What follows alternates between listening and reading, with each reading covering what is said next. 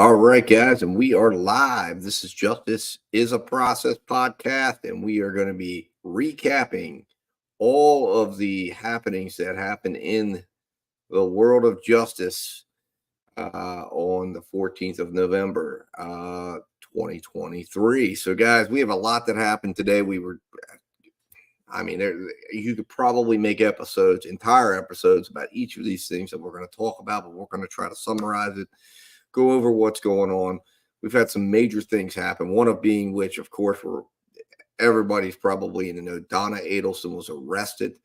I guess she was arrested on the 13th, the night before, but she had her first appearance. We're going to cover that. I've got an entire episode coming out covering that, breaking it down. It's an hour's worth discussion. We get into talking about various different aspects of the Donna Adelson case and what's going on with that. We look at some podcasts and shows and stuff that have been, all the coverage that's come across there. We get into it, we react to it, we talk about it.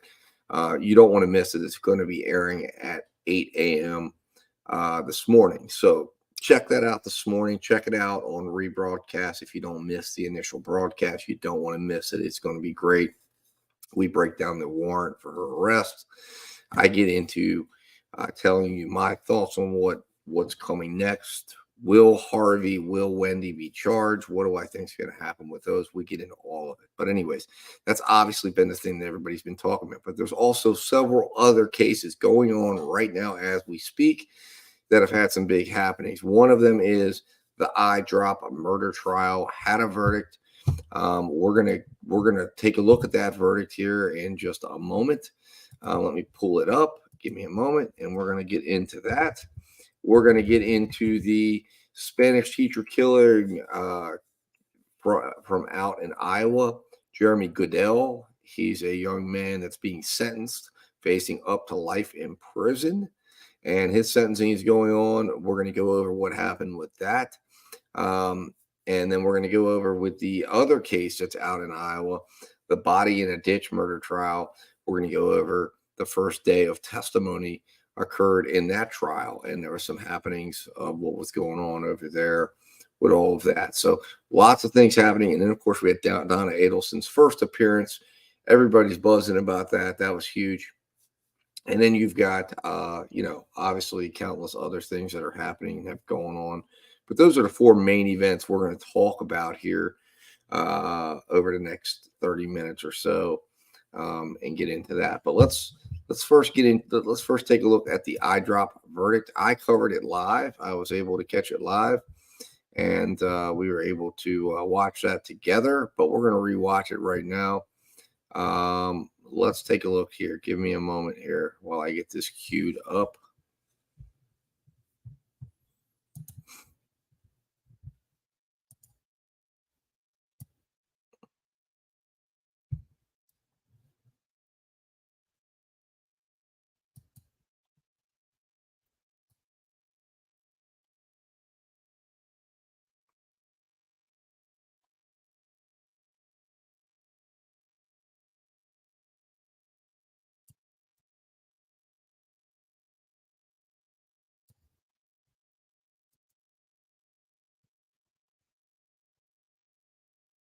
All right, and let's get this queued up here.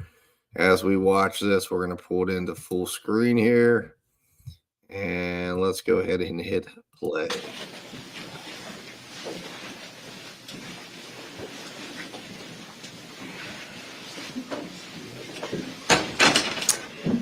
Thank you, everyone. Please be seated.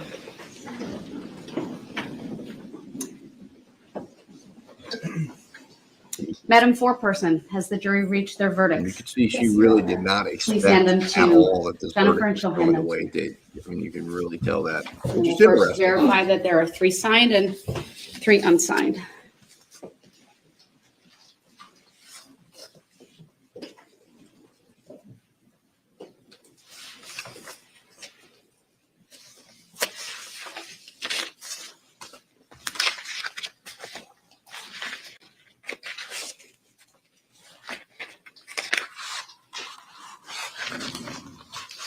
Right, I have confirmed there are 3 signed and 3 unsigned verdicts. I will read as to each count. We, the jury, find the defendant, Jesse R. Kershevsky, guilty of first-degree intentional homicide as charged in count 1 of the information. Signed by the foreperson, juror number 24, and dated today's date, the 14th of November, 2023. We, the jury, find the defendant, Jesse R. Kershevsky, guilty of theft of movable property as charged in count 2 of the information. Signed and dated by the foreperson, juror number 24, this 14th day of November, 2023. As to the special verdict questions, if you find the defendant guilty, answer the following question. Was the property stolen more than $100,000? Answer, no. Was the property stolen more than $10,000? Answer, yes. No other amounts were answered.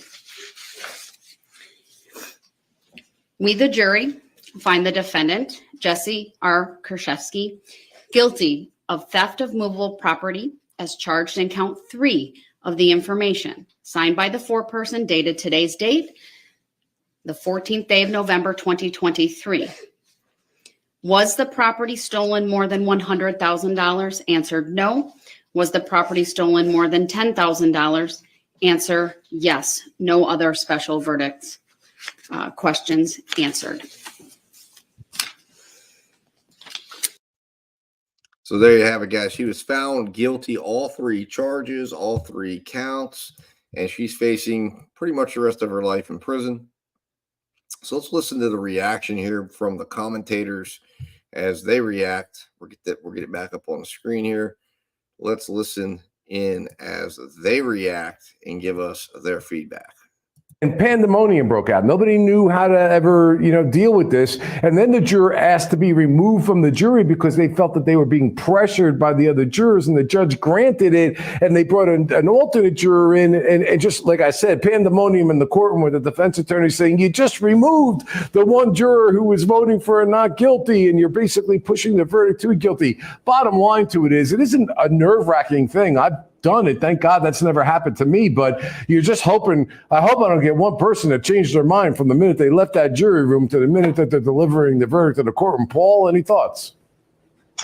Well, I've never actually seen that scenario happen. I've never had a jury or a juror actually kind of have a crisis of conscience in the 11th hour and tell a judge, no, that's not my real verdict. Polling the jury is a right that a defendant has to a unanimous verdict, and they're entitled to inquire into each juror whether or not the verdict that was just read was in fact their verdict. So it's something that defense attorneys will do on any conviction, but I've never actually seen it have the effect that you discussed. Yeah, Judge, I also want to talk to you because not just this case, but many cases that we've covered and where you've been a guest on my show, we have talked about the idea that prosecutors not only have to put in competent, relevant evidence, enough to prove a case beyond a reasonable doubt, but it has been my position, having trained many lawyers over many years, that you also have to make sure that you don't stretch those evidence rules. You don't do something that could have down the road, you win a battle, we get a conviction, but then it gets reversed. And on many of the trials that we've covered here on the Law and Crime Network, in my mind, there have been egregious failures of prosecutors putting in evidence that completely, in my mind, was going to cause a reversal and did. And that never helps the victim's family. It doesn't help the witnesses who have to testify again in a trial. So talk to us a little bit about, even if the judge allows you to do it, the judge could be wrong. And just because you can doesn't mean you should. And when you're trying a case, you've got to be thinking about, will it survive appeal? Talk to me about that. Sure. Well, what we know is that trying cases is like balancing a bunch of plates at the same time. You have to be conscious about your argument and your position. It's way over there. Currently still silver. Because of this delay. I want the extra 40%. I'm not sure what this is. It looks like they were talking about potential appeal issues. I'm assuming, again, I did not cover this case from its inception. I was only got involved in the closing arguments. So my assumption is there must have been some evidence that came in that these gentlemen felt might cause an issue on appeal. Heat of the battle, there is a reflective period, and that is when the Court of Appeals or the Supreme Court of New York, they're allowed to look over it from a more reflective and more judicious position to determine whether or not what happened in the heat of battle was actually correct. And if it wasn't, then correction can be made at that particular time. So that was the verdict there, guys, for the Jesse Krzyzewski trial. Obviously, like I mentioned, I did not cover this case closely. I know that there was quite a bit of evidence that came in as a result of the defendant choosing to talk to the police on multiple occasions, and she did not do herself any favors. I gathered that from the closing arguments. But it appears also there might be some issues there on appeal. And again, that is one of the things that I've talked about in the Adelson case. The judge choosing to keep out certain text messages, stretching, to me, that's going to be a big deal, because I think that all plays into how the jury receives the defense's theory of the case. And because only one side, only a part of these messages came in for Charlie Adelson, I think it really potentially opens up down the line that you could see the case back, and say, well, listen, you can't put in part, you got to put in all, you got to give the jury. And that to me is the fundamental argument this channel, this podcast is all about. And that is about making sure the process of justice is fair, that you make sure it plays out, that you make sure every bit of evidence comes in, whether it's for the state or the federal government or the defense, and that the jury gets all the pieces that is legally available, and that nothing that's pertinent to the case, that's nothing that is a material to the case should be withheld from being considered. And anytime you have officials jumping in because they're trying to win something, or they just want to win the trial, and they're doing things to subvert the process of justice because for their own personal gain, that's when the justice system fails. Justice system wins when this process goes through, including the appeal process. And that this idea that when you have a not guilty or a guilty verdict, that justice has prevailed. No, justice prevails when we know we had a fair process and everything was heard and everything was done according to the law and the Constitution. And that's what you're hearing in this case, or these gentlemen talk about here. So I like that. Now, the next case we're going to take a look at here, give me a moment to pull up. We're going to jump in and we're going to get into this sentencing hearing that was out here. A Spanish teacher was murdered. Apparently, my understanding of the case is this teacher had given two of the students a bad grade, and after leaving school, these students apparently were still mad about it and decided to return and murder this teacher. And apparently there was two students involved. One of them, I guess this individual that's up for sentencing right now, he was going to testify against his co-defendant, against his co-conspirator, so to speak, and pled guilty first, and then his co-conspirator decided to plead guilty, and he ended up getting life in prison. Basically, gets opportunity for parole after 35 years. The minimum, I think, or the recommended amount from the state in that case was 30.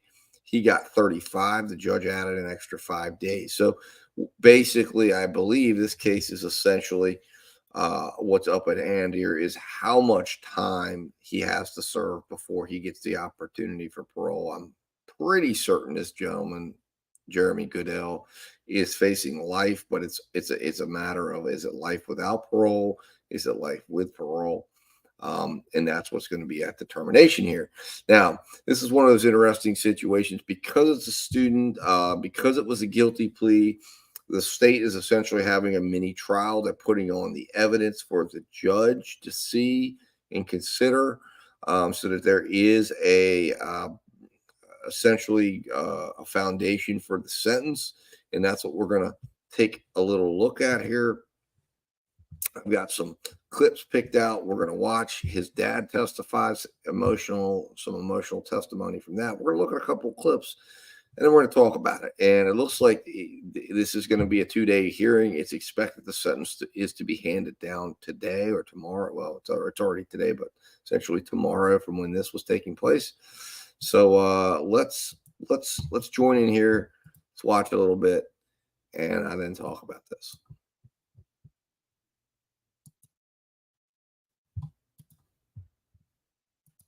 Of Snapchat, which were from Jeremy Goodale, and they were very descriptive in basically describing the murder of Mrs. Graber that Goodale and Miller had committed. And did these were screenshots of text messages he had provided you, or screenshots of Snapchats? Yeah, and forgive me, I'm not a good social media descriptor, but it's my understanding with Snapchat that once you open the Snapchat that is sent to you, it'll disappear off your phone. So the only way to actually say the Snapchat is by so what you're going to see here are pictures your other phone, that were taken prior to the murder as they were getting ready to do this murder. You're going to see what he put on Snapchat. John Burnett did. This is a couple of pretty chilling stuff. Snapchats prior that he didn't save. When he realized that these were important, he started saving the actual Snapchats to provide to the law enforcement. And we will talk about this a little bit later, but ultimately were some of those Snapchats captured and able to have been saved by law enforcement? Yes, both through search warrant and then by actually taking pictures of John Burnett's pictures. Is it accurate to say that John Burnett, the information that he provided, helped break this investigation and helped to solve Noema Graber's murder? I would say that's almost an understatement. It was pretty much everything to the investigation, and it was relative. We're going to move ahead here.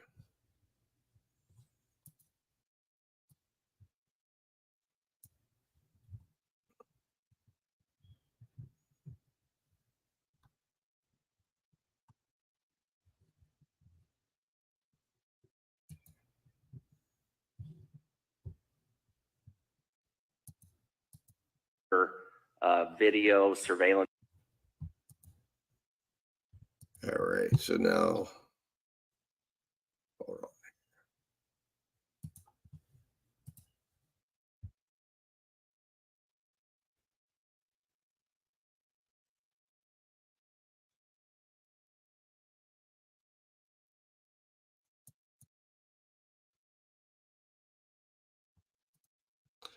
All right, so here are the Snapchat pictures that they're talking about here. And were you able to find any information that connected him directly to the death of Noema Graber? Yes, and the Snapchat records themselves would have confirmed what John Burnett had provided to us. Just by comparison, while we're getting this on the screen, did you have any similar type information from Willard Miller from his cell phone? From Willard Miller's cell phone, we were able, there wasn't, I guess, Snapchats, but there was information on there that would implicate him in the murder. But not Snapchat records, is that correct? That's correct. All right, State's Exhibit 127 is here on the screen. What does this exhibit show us? Yeah, so this is what John Burnett provided us, one of the Snapchats that he had captured. This is from Jeremy Goodale, and it's Clorox. These guys are posting this while they're doing the crime. Incredibly stupid. This came directly from Jeremy Goodale's Snapchat account, is that right? Yeah, directly from Jeremy Goodale to John. Incredibly Burnett, stupid. This was from Unbelievably John Burnett. stupid. I believe he provided this to us. Okay, that's fine. All right, State's Exhibit 128. What does this show us? So this again is from Jeremy Goodale to John Burnett, and this is just a picture of Goodale with a mask on with a hood, and it just says point of view, POV, you're my Spanish teacher, and this is the last thing you see. The way that Just think about that for a minute, guys. That's what this young man is posting on his Snapchat. I mean, unbelievable, just chilling. But anyways, we're gonna find the next clip here. Give me a moment. Last month, I've hiked, surfed, fished, and even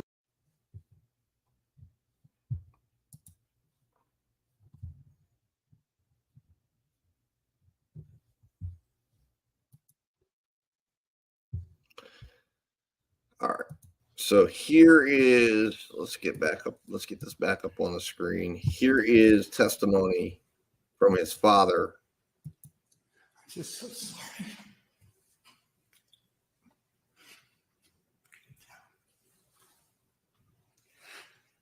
To the court. That's fine. We appreciate you being here today, Mr. Goodale. I have no further questions, Your Honor. Thank you. As he breaks down and tells the family that he's sorry. I'll have you turn the mic or the microphone. All right. So let's flip off the screen here. All right. So there's going to be some other, the last few clips we'll watch. This is going to be pertinent because this is and then giving along with that, explanation a fear of rejection to and his so, behavior and behavior and immaturity of an individual, of a child his age. To view him as a pussy. Some of that is this fear of rejection, this fear of being viewed in a negative way. Now remember, Jeremy already is deriding himself and has such seriously flawed self-esteem coming out of the deprivations and abandonment of his childhood, that he is acutely vulnerable to this notion of being viewed negatively by somebody who's been his friend for a long time. And of course, that approval part of it is only a part of it. It's also this experience of having a friend and the developmental focus that makes that agenda primary on top of everything else. All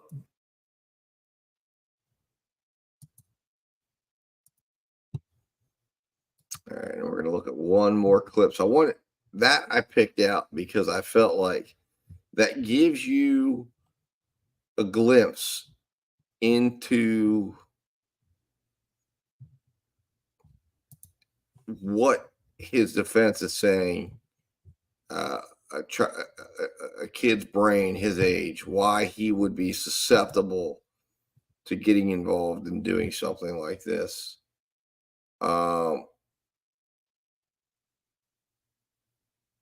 And then let's listen more. There's going to be more talk. This is going to have more talk in regards to him here. Hold on one moment. Let me pull this up here. Get it back up on the screen. So here we go. Let's get this started. Laundry. This is the final clip. The kitchen was always infested with flies and bugs. This gives you a glimpse into what his childhood was like. They were out on the farm. The floor was always dirty. So the household is in this status of neglect. There was neglect of Jeremy's hygiene as a kid. until he was an adolescent, he was bathing once or twice a week. Now, it's not the kid's job to decide they need a bath every night when they're 5, 6, 7, 8 years old. That's the parent's job. And he's only bathing once or twice a week. He is often sleeping in his clothes and then wearing them again the next day. There's neglect of just basic child hygiene. Dr. Cunningham, was there a contributing factor to Christine neglecting the household and to Jeremy's hygiene? Christine is his mother, by the way. Part of it is her own egocentric focus, but additionally, she was depressed. Sophia recalled that her mom would have periods where she wouldn't get out of bed to help with what she would get out of bed to help with the livestock, but that's all she would do. She had a garden, did a farmer's market, but there were days that she just wanted to lay down and be left alone. That's a classic depression presentation. Doctor, can you please illustrate the emotional neglect Jeremy suffered? So I've already talked about that his practical care and his nurturance and supervision was abdicated to Jackie. He got little affection after his preschool years. There was inconsistent and only partial support for positive peer involvement. He did have some teams that he played on, but not the routine kind of social engagement that a kid needs. Christine infrequently interacted with him, rarely attended one of his games. And I described Dean was chronically late in picking him up from school.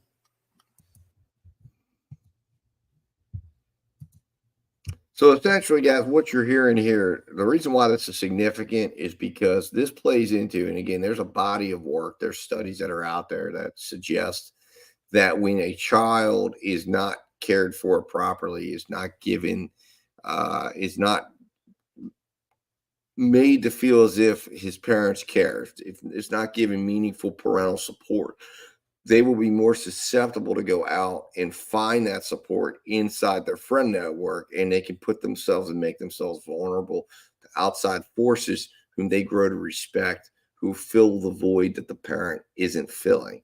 And then essentially leading them down a road to where they can make terrible choices. And then as a teenager whose mind doesn't process things, they're more impulsive.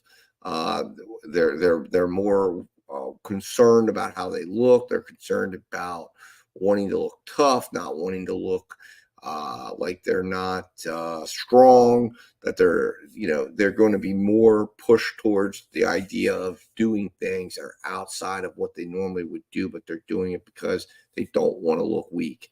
And in this case, for him, what they're making the case is that he had no parental interaction. He had nobody that he respected inside of his household. So for him, his whole world was his friends. And when he gets around this in particular person who wants him to do things and suggests this heinous act, which is to kill this teacher because this teacher gave him a bad grade, even though he probably wouldn't have done this outside of the scope of being around and in this situation, he agrees to do this out of a desire to not look weak, not look like, as he said, a P word in this case. And, it ends up being a situation that leads him down the road to where he commits this heinous act of the teacher. And that's why this is here. So they're going to use this as a mitigating factor to say, listen, this is a young man who didn't have the opportunity to develop, who didn't have the opportunity to develop the skills to deal with life and deal with this situation. So don't throw away his entire life. Don't lock him away for his entire life. Give him an opportunity to try to be rehabilitated and go through programs and go through prison and give him an opportunity to earn his freedom at some point down the road, so that he has a chance at living again. Of course, you also being willing to have testified against this co-defendant is also obviously going to be taken into account. Now, tomorrow, I assume the defendant is going to get an opportunity to speak. I guess there's going to probably be some victim impact statements that will come in, and then there's going to be sentencing. But the expectation is, it's my understanding, sentencing will go down tomorrow. We will find that out. And of course, we will be covering that as well. So the next case, let's get in here. It's a Brammer case. We're going to pull that up here and get this up. Let me, let's see here. So the Brammer case comes in, and we completed day 2 of the Brammer case. Of course, we covered the opening statements. This is a situation where it looks like the defense is trying to make the case that someone else did this, and that individual is the person that I guess the lady that was murdered was staying at. This is this other person, and I guess that the other man, so to speak, that was being used to try to make Mr. Brammer jealous, and apparently that is what the state was alleging here. Now let me find this. I don't know why I can't seem to find it. Let me.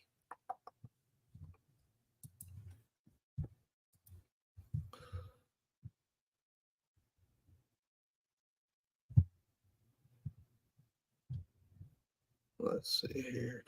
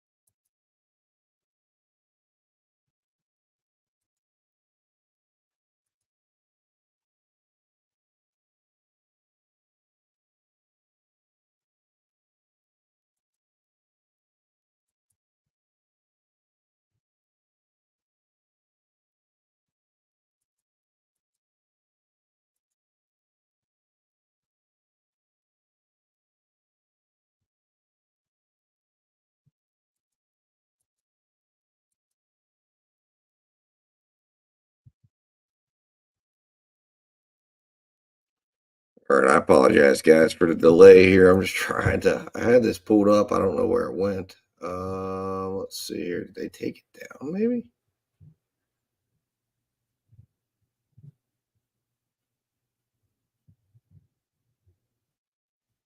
Oh, there it is. Okay, I found it.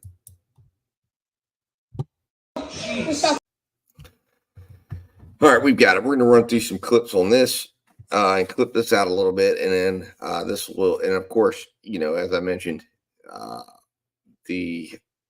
got an entire show coming up here in a few hours that's going to be airing as its own independent broadcast. I'd encourage you to check it out on the Donna Adelson arrest. It's going to break it down. So we're not going to go into that beyond just acknowledging that is obviously a very big story. Let's get in here.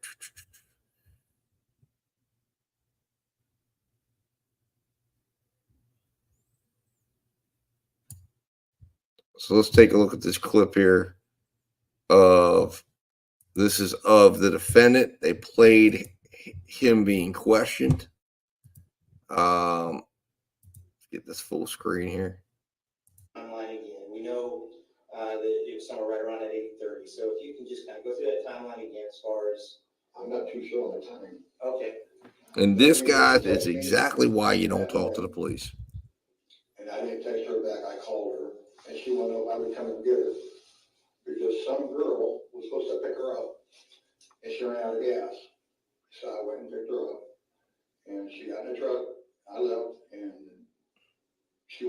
me about helping her get in the apartment.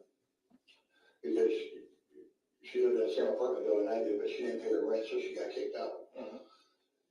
So, but she didn't want to go home right away. So me and her just went right down Broadway, and then she wanted to stop at her mom's house. I stopped at her mom's house, and she was in there for, I don't know, 5 or 10 minutes. She come out of there, got back in, and then was going back down Broadway, just talking some more. And she promised me, she wanted me to drop her back off at his house. But she made me a promise I wouldn't do nothing to him for what he dry humped her 2 nights in a row, and I told her I promise. As a matter of fact, when we get there, we just get out, you walk in front of the truck, I'll go turn around and I'll leave. And she said, okay. And I can't remember how long after that. I went home, I was laying in bed, and I know it was her knocking on my window. She can't get in my apartment unless she has a key. You know what I mean? And I know she was pretty well drunk. So anyway, I ignored her. It left, and that's when she texted me back and wanted to know if I could talk to Emmy and see if she would come back home, that he had raped her. Okay. And that's when I lost it. I said, you could have told me this earlier, you know what I mean? You could have told me this shit earlier. So I don't know if she was afraid that I would do something to him or what, I don't know. So then her boss called me and wanted to know if I knew where she was at. She was supposed to be at work. And I texted her and told her that Megan said you're supposed to be at work. And she didn't answer me back after that at all. All right. And then today, I got on my phone after I talked to you, I was going through and I hit her name. All right, guys. So what this is, if you recall when we were watching the opening statements, this is the first statement he gives to police, where he essentially says that he, took her to her mother's, took her home, drops her back off at this guy's house. I didn't catch that part in the state's opening where there was talk of a rape. Didn't hear that in the defenses either. But apparently, this lady says that she was, he's saying she said she was raped or something by the individual she was staying with, which I'm guessing is going to be the defense's allegations that says that this guy did that to her or raped her, and she's returned back to him and was in the business of confronting him, and she ends up dead. And this guy, Ivan here, I guess because he was the one that picked her up from work, was on camera doing so, and then lies to the police about where they went, what they did, what they conversated. But this is exactly why you go get a lawyer. If you're being questioned by the police, you do not try to talk your way out of it. You don't try to get smart and get cute and say, well, I'm going to come and talk, because this guy's comes up, and we're going to see here as this advances as we get to the next statement. We're going to move on to that here in just a second. He changes his story. So let's move on a little bit here. Give me one moment and we'll get up the next clip.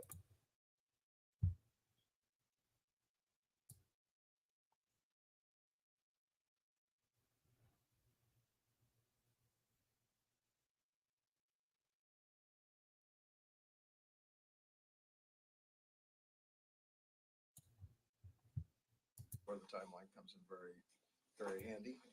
We can't approach a private business and say, we'd like to have. Now you're going to see here, this is where the detective here is breaking down the pieces of evidence that traces Mr. Brammer's actions and activities that essentially contradict what he told them. And then it's easier to review, easier to find evidence. Excuse me just a minute, Mr. Forney. I want to make sure the jury is able to hear both counsel and the witness. Just to make sure, Mr. Forney, if you could pull your mic a little closer. Very well. Take the Brandon again, if you could just bring yours down just a little bit. Great, thank you. So after seeing defendant's truck leaving at 8:32 at Sugars, where's the next point in time where you can actually see the vehicles or the defendant's truck?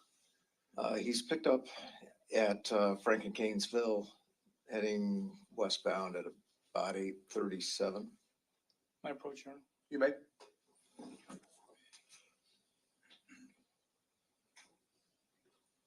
Handed you what's marked as Exhibit 4A. Okay. For identification. Do you recognize that? Yes. What is it? That is the defendant's 1999 Ford pickup truck caught on a flock camera. Do you know the location? The location is Canesville and Frank Street. Do you know the time? The time is 8:37. Judge State would like to offer exhibit 4A. Any objection to 4A? 4A is received. State would like to publish 4A if we could. You may. Now on 4A, you were talking about some of those identifiable features. Can you identify some of those in this photo here? Yes, he has the tonneau cover, the rails on the back there. You can see the brush guard on the front, the specific stickers, the unique stickers on the back window, the Euro tail lights, and of course the license plate is clearly readable and does come back to his vehicle. Now you'd mentioned something about a gas cap. Now, obviously the gas cap would be on the other side of this vehicle. What was about the gas cap? It was chrome. And in this exhibit, which direction is the defendant driving? Westbound.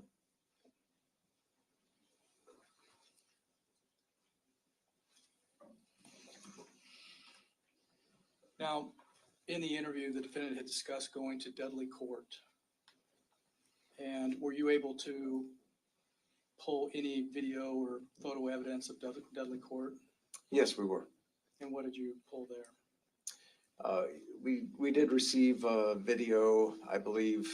There's no exterior video at Dudley Court, so we weren't able to get video of her exiting a vehicle or when that vehicle arrived. But we do have her coming in the door, and I believe it's about 8:45 a.m. It shows her walking through the building, going to an apartment, coming back out, and exiting the building. And who was she with? She was with Sam Brammer. Well, she was alone when she walked into the building. I'm sorry. Who was she with in the vehicle? Sam Brammer. Approach her. You may. And you was marked as exhibit 4B for identification. You recognize that? Yes, I do. What is it? This is Dudley Court video. And have you watched it? I have. And are your initials on there? They are. It's accurate representation of Dudley Court on February 13th, 2023. Yes. Judge, I'd like to offer 4B. Any objection to 4B? No objection. 4B is received.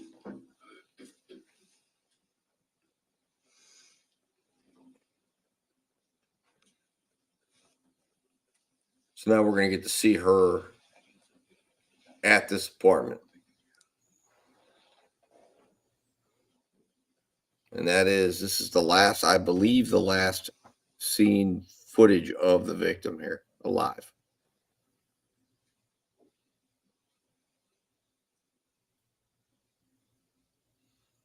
Now the question is, do you think she looks drunk? And could you tell? I think she could. I mean, when you watch her, she's got a stumble to her gait. I mean, one of the things the state in their opening said was, look at this evidence and look, and that's why I'm looking for it. I don't think you can rule out that she isn't or hasn't been drinking. This is her mom's house.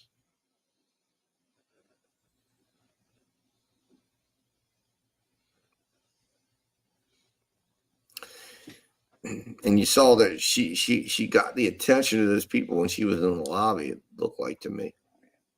And to me, you know, if you see somebody who's visibly drunk or gives you the feeling that they're drunk, I just felt like the way those people were looking at her, you could almost see that. But obviously that's open for interpretation. And here is, I believe that's the safe in her hand. They're saying she couldn't have walked with that safe, but I mean, she's wobbling, man. She's not. I don't think you can rule out that she isn't drunk. And here she goes.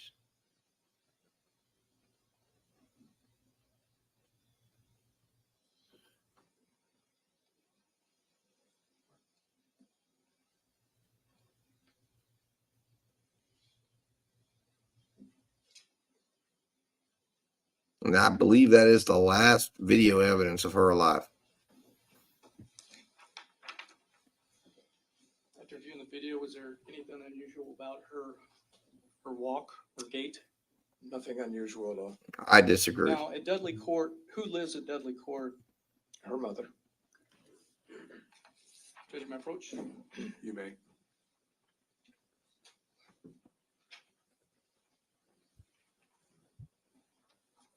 Meaning what's marked as Exhibit 4 for identification?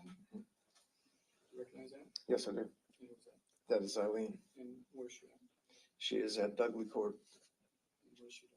She's walking down the hallway carrying a black safe. Is it on February 13th? It's on February 13th, yes. All right, we're going to move along here. Give me a moment.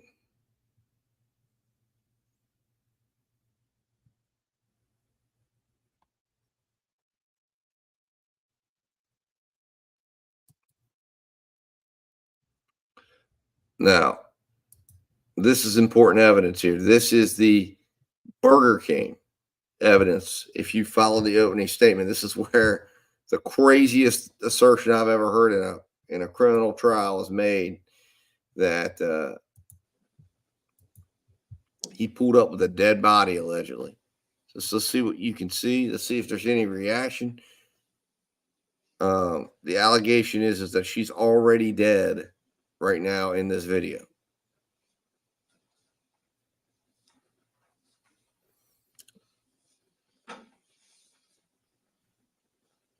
That she is sitting in some sort of odd way or odd position. Now you see that young man. I mean, look, that young man is literally like he's leaning out. If there was a dead body in that car, he's going to see it. So I'd love to hear what that young man's perspective is. What is the significance of that video? You can see the chest of the driver heaving. The breathing? Yeah, the breathing seemed very hard. It was heaving. You could see the movement of his chest. Normally, you don't see people breathe like that in a normal situation. And what about the passenger? The passenger, again, just like I said before, unnatural and unmoving. So there's no movement. Right.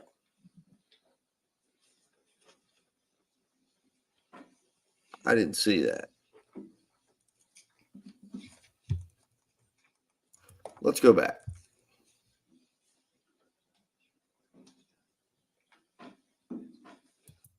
Coming back into Council Bluffs and what appears to be someone in the passenger side.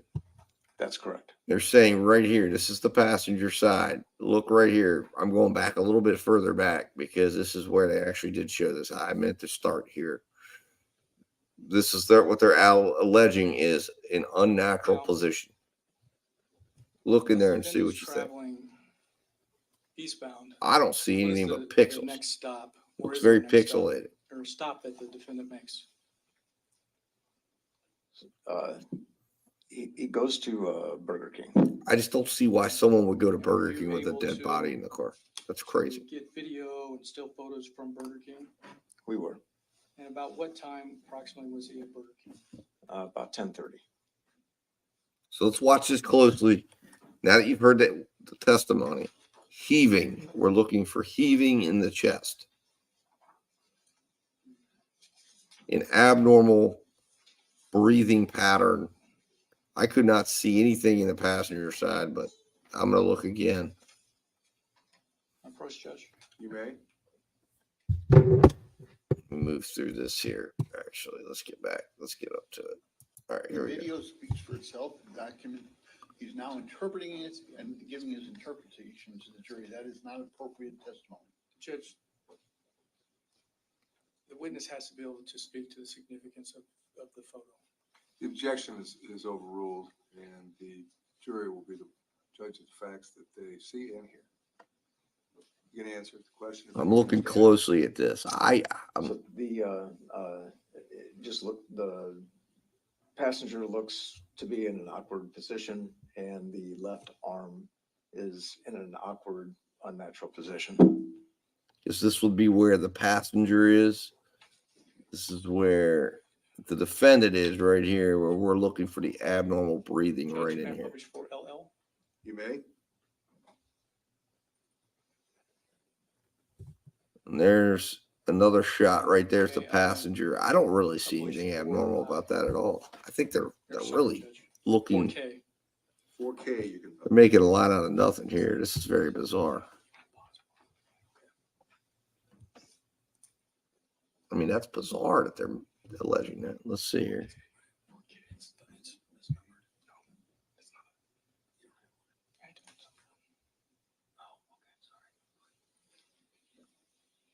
Okay, here's the video. Here we go. All right, here he comes. He's pulling up. Okay. Right here's the passenger. Look right in this area. As they're coming across, there he is. Now you got to think this young man's going to see this right here, right? He's going to be looking. Is that her breathing? That looks like that's her breathing. They're mistaking him for her.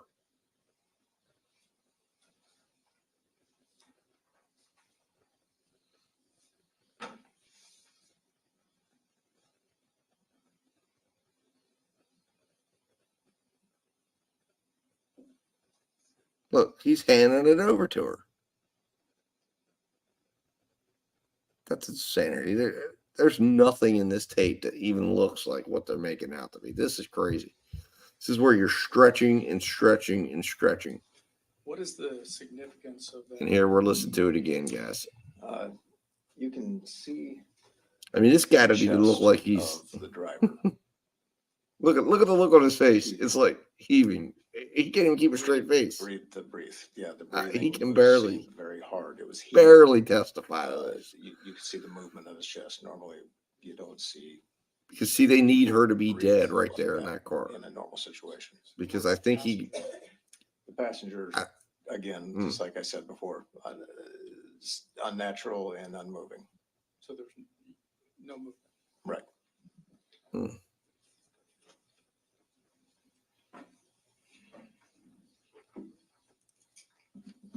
They better have more than this. I can tell you that much.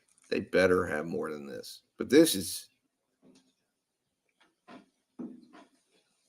a stretch. All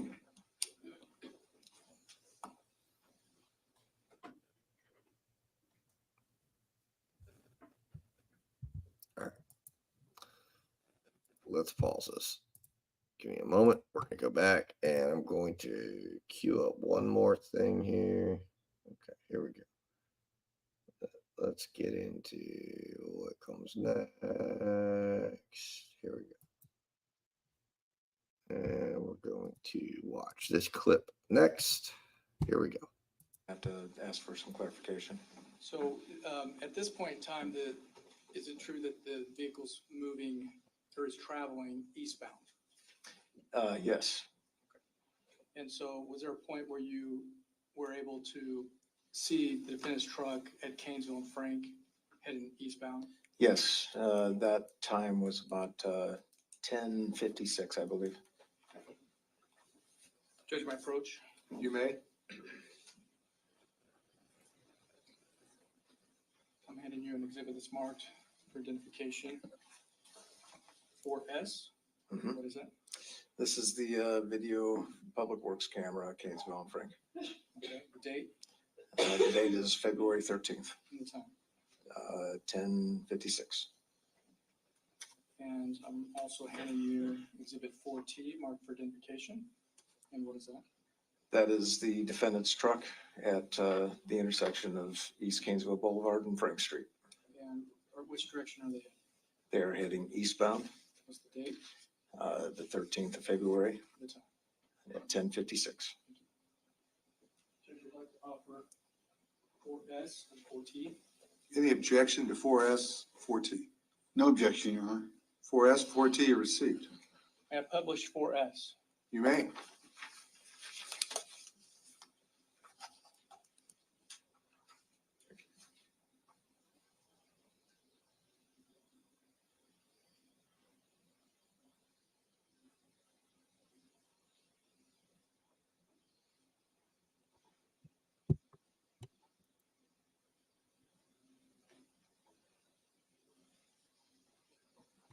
I don't know what that's supposed to show. At that intersection, is there any landmarks there or anything that's, is there, what's next, or what's at that intersection? That intersection, from that camera angle, you can see the YMCA there in the background. 4T. Judge, may I publish 4T, please? You may. All right, so here we're going to take a look right in here. They're going to zoom in. Were you able to make any significant observations about 4T? Yes, we could see that the sweater, the green sweater, appears to be the same sweater that you could see Eileen wearing in the video at Dudley Court. You can see that the angle of the body and the left arm appear in an unnatural position. And it now looks like the tan coat is pulled up where the head would be. You can't see the face or head. I think that's hard to make that observation. I mean, and perhaps maybe in the courtroom you could see it better than it transferring through, but that is. Or where do you see the truck next? I hope it continues east. Clear in the courtroom. Turns north onto Railroad Highway from Canesville, and we have that vehicle on camera traveling northbound on Railroad Highway at 11:01 a.m. And then it's. I think the most damning evidence in this case is the fact that the cell phones stay together. And then where do you have it going after that? It's coming back south, cross past that same camera at New Horizons Auto, and then we next have that the vehicle pulling into Casey's General Store at Sherwood Drive in Canesville at 11:06. So they didn't pick it up with John's. So it's John's camera. Can I approach it? You may. And you exhibit 4U that's marked for identification. Do you know what that is? This is the New Horizons video. And is that the business that's on Railroad Highway? That's correct. And what are your initials on there? My initials are on here. Yeah. What is the date? The 13th of February, 11:01 a.m. Okay. This is 4Y, exhibit 4Y, marked for identification. And what is that? This is Casey's surveillance video. Okay. And is that your signature there? It is. Have you viewed it? I did. And from what day is that? The 13th of February And what time is that? at 11:06.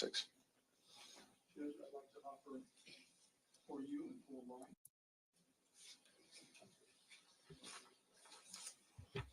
All right, so let's move on to this here. What do we got?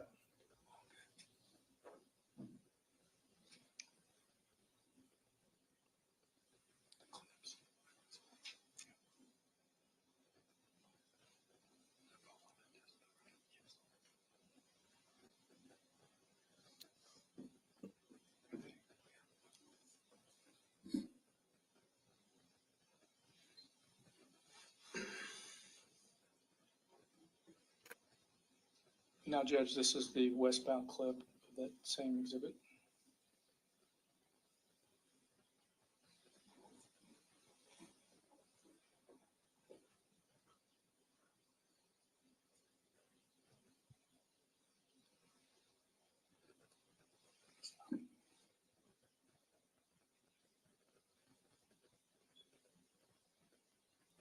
(2023). And are those your initials? Those are my initials.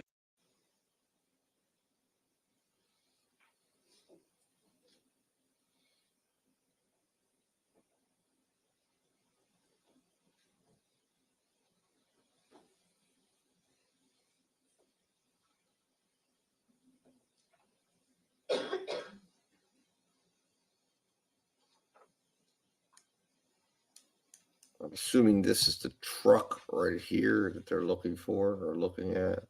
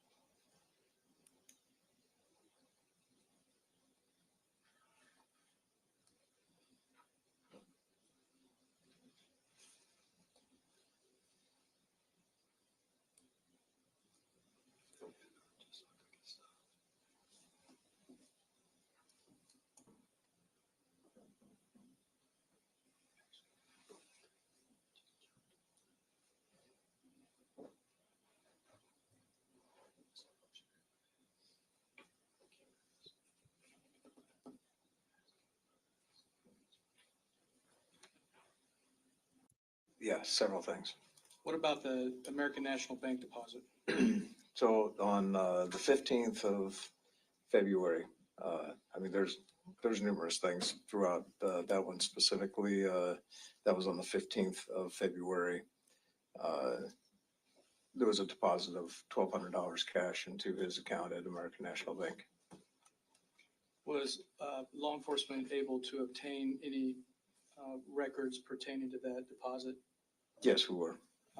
Was law enforcement able to get any video from that deposit? Yes, we were.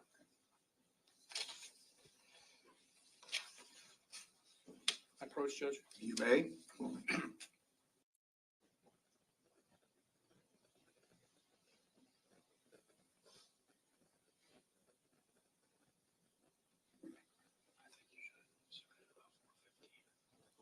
At the defendant's vehicle? Yes, that was part of the interview that myself and Detective Fletcher had with the defendant. We actually stopped behind his vehicle during our interview and asked permission to walk around and take a look inside of his vehicle. The vehicle was locked. We did not look and get inside the vehicle, so Detective Fletcher did a walk around of the truck and looked inside the truck. And what were you guys looking for? We were looking for any signs of disturbance, anything broken. All right, so we're going to stop that there. So, anyways, clips we just looked at. What do they mean? What were we looking at? This was essentially now the second and third interview did not get shown today in court. This gentleman's still on the witness stand. They're going to begin with him tomorrow. He's the core of the case. Now, what you should have seen was the first interview I showed you lays out the story, and then you're seeing all of the tape, everything that happened. You see the contradictions of what he's saying occur, or what they're saying are contradictions occurred. He's claiming he drops her off and goes home, and then he changes the story. Ends up being that they travel to Council Bluffs, or out of the area, head down for what he says to have a good time, and instead he's making all these stops along the way. And I guess at some point they're gonna show that he no longer has her in the car, and he has not gone to where he said he went to drop her off. And then, of course, he's getting text messages, but they have proof, which is going to come in probably tomorrow, that shows that the cell phone of the victim and his cell phone were together, driving around in towards the area where her body was eventually found. Now, the defense is going to say, okay, maybe that's the case, but that doesn't mean he did anything to her. And I guess they're going to raise doubt. We're going to have to see what they do in cross-examination and see how they put their case on. But this is looking like this is going to be, I think, an easy case for the state. I don't think that the individual that they're going to say did this, I think it's going to, hey, the defense has to put some sort of case on. They're raising questions, and they're putting it to the jury. It's exactly what we want. We want the jury to consider it. Is there a possibility this other person did it? But from what I saw today, it's looking to me like we're heading towards what will probably be maybe an hour, 2-hour deliberation, guilty verdict, but maybe something turns tomorrow. Maybe I see something, and you got to approach this, remember, from the standpoint of he has the presumption of innocence. But right now, I'm seeing a pretty strong state case. Now, I don't see what they're seeing in the Burger King video. I'm sorry, I just don't. I do see her as potentially drunk, but I think it's very significant that the phones stay together and that he's told them a story. Now, if he never tells them that story, it's a totally different ballgame. But because he's told them that story from the get-go now, and he ends up going up near where her body's found, comes back down. It looks like they've got traffic cam to show, hey, she's now mysteriously out of the vehicle. That's not good. That's not good. But anyways, so that case is going to be ongoing. I anticipate a verdict in that case probably, I'd say, Thursday, if not maybe at the latest Friday. Unfortunately, I think that that gentleman's going to get convicted. But again, it's still very early. I don't like to make assumptions, although I am doing that there. But I think that's what it looks like and appears based on what I've watched. I'm going to continue following it. I'm going to try to put together a more intensive video that's going to be more about that. I'm going to go, and try to go through and really get some good analysis. Just specifically being able to sit down and spend a couple of hours talking about that case, breaking down that case, looking at everything that the state's presenting. But I wanted to just give you a little snippet of that. And of course, that's the third case of the day. And our fourth piece of news, as I mentioned, Donna Adelson appeared in court today. She was arrested last night at Miami Airport, attempting to flee to Vietnam. Like I said, in a few hours, I'm going to have an entire episode dedicated to that. Check it out. You don't want to miss it. We're breaking a lot of stuff down, and I'm giving a lot of commentary and thought. It's an entire hour dedicated to her arrest. So check that out, guys. Look, we've spent over an hour together. I appreciate it. Appreciate anybody that watches this. If you are watching, give me some feedback. I'm doing this. This channel is about watching the process of justice, but it's also about interacting and talking and sharing and just going back and forth on these cases that are the big cases going on all over our country, and giving our thoughts, opinions, and also being watchdogs for justice, making sure that the justice process is working and being administered fairly. So guys, I appreciate you watching. I appreciate if you've made it this far and you've given this podcast a watch and a listen, or however it is you're consuming it. Until we talk again, guys, let justice prevail, and I'll talk to you soon.